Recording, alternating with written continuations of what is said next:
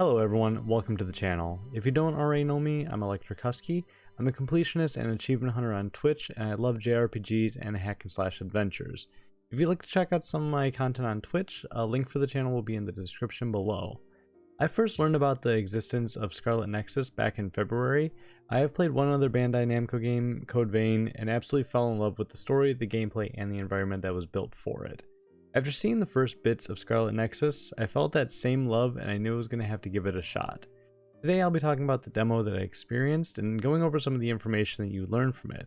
I did play the demo on Xbox, so anyone getting ready to play it on PlayStation, enjoy.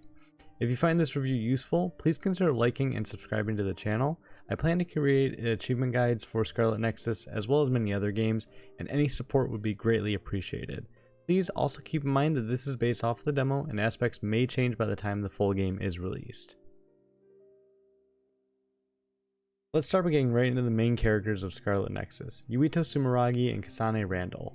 Both characters use an ability known as psychokinesis, which we'll get into a bit later, but have different playstyles.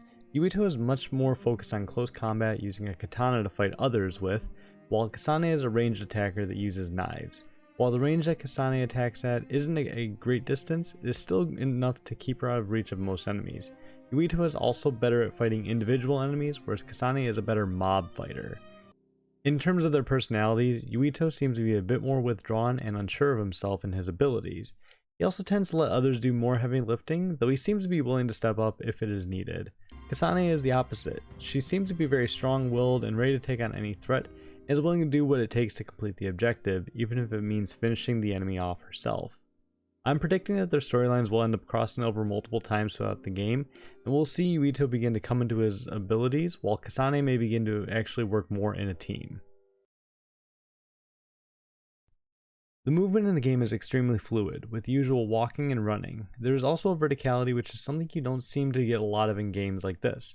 I really found no issues as I was running around the different settings for each character. You are able to run, dash, jump, and even double jump as you wish. It's even possible to jump on top of some of the additional items in the environment to get a boost up and over obstacles. The camera controls smoothly, if maybe a bit quick at times. This could be something that is fixed by simply going into the settings and tweaking the sensitivity if available, but not a deal breaker by any means. During your exploration around the environment and after battles, you will find plenty of items lying around on the ground. These items can consist of various consumables, materials from the environment and enemies, new weapons and equipment for each character, and even cosmetic items. So remember, make sure to check all nooks and crannies because you never know what you could find. Some areas don't seem to be accessible right away, however with a bit of thought and the right companion, you can reach these items and even entire areas through the use of a gimmick.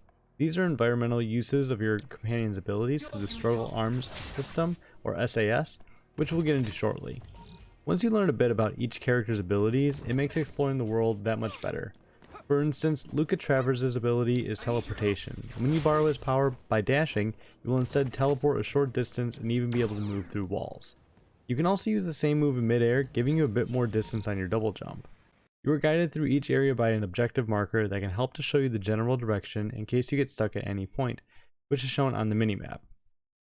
Other icons on the minimap are known items and enemies. To keep with the RPG aspect, a system called the Brain Map allows you to spend points to unlock new abilities, which lets you customize each character to your playstyle even further than their normal abilities. One of the more unique things that I enjoyed from the game, and is more of a Tales of staple, are the conversational quips between characters as you move through the world. These quips really help to flesh out each character and could help to show the strength of your character's bond with each companion. Now it's time for the fun stuff, the combat. When fighting, there are two main ways to attack the enemy, using your regular attacks and using your psychokinesis attacks. Regular attacks use the character's main weapon to deal simple physical damage to the target, while psychokinesis attacks focus on grabbing items from the environment to smash into your enemies. It's best to work to mix these attacks up into combos, as regular attacks help to fill your psychokinesis gauge to let you use more psychokinesis attacks. There are also rush follow-up attacks that allow you to rush toward the enemy after using a psychokinesis attack, and psychokinesis follow-up attack, which uses a powerful psychokinesis attack immediately after a regular attack. Comboing these together will destroy the enemies you come across in no time. After attacking an enemy and chipping away at their crush gauge, you're able to execute a finishing move called a Brain Crush, which destroys their weak point and defeats the enemy easily. These are shown by a short cinematic, and each enemy has at least a few different versions of a brain crush. A gauge by your health bar begins to fill up as you attack enemies and will deplete slowly as you are out of combat and walking around. Once filled, a state of increased focus called Brain Drive activates automatically, allows you to move faster, hit harder, and gain additional experience, which can be pushed higher by executing brain crushes, perfect dodges, and psychokinesis follow-ups. One of the major parts of combat is the struggle arms system, shortened to SAS, as was mentioned earlier. This system allows Yuito and Kasane to borrow abilities from their companions to help them in battle. During the demo, each story had their own set of characters. Yuito has Hanabi Ichijo, who lends him her powerful pyrokinesis and is perfect for enemies that suffer from the oiled status. Tsugumi Nazar, with the clairvoyance ability that allows him to see through poor visibility and even see invisible enemies, as well as trigger a powerful attack after a perfect dodge. Luca Travers, who has teleportation that, along with teleporting short distances on the ground in midair, can close the distance to an enemy, hit a few times, and quickly move away. And Gemma Garrison, who has the defensive sclerokinesis and that makes enemies' attacks less effective for a short time. Kasane has access to Shiden Ritter with electrokinesis that will cause enemies to become shocked and will deal more damage to enemies with the Soak status. Arashi Spring, the hypervelocity user that allows her to move at a faster pace to confront enemies, maybe too quick to catch normally. Kyoka Eden with the duplication ability, making it easier to break enemy shells and attack with multiple objects at once. And Kagero Dawn, allowing her to borrow his invisibility to sneak up on enemies and hit their weak points, bringing some battles to an early end. These abilities can be used to make many battles much easier and add a great variety to the game overall. It has also been hinted that using these abilities will help to strengthen your bond with each companion and unlock additional effects. Strengthening those bonds also lead into assault vision attacks, special attacks that can be triggered in battle. I hope to see the chance to have different members on our team, giving us a chance to mix these teams up and see how different members interact with each other. Now on to the visuals of the game, and these visuals are stunning. The overall look of the environment and characters is very reminiscent of other Bandai Namco games, such as Code Vein, God Eater, and the Tales of series. The character models have a bit more of a cel-shaded look to them, not anywhere near the level of Borderlands, but just enough to make the characters really stand out. Each area during the demo looked amazing.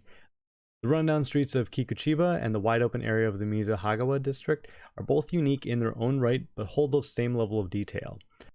While Yuito's side is more closed in to accompany his close combat proficiency, Kasane's side has the same attention given to it and could even be better with the atmospheric effects from the sunset.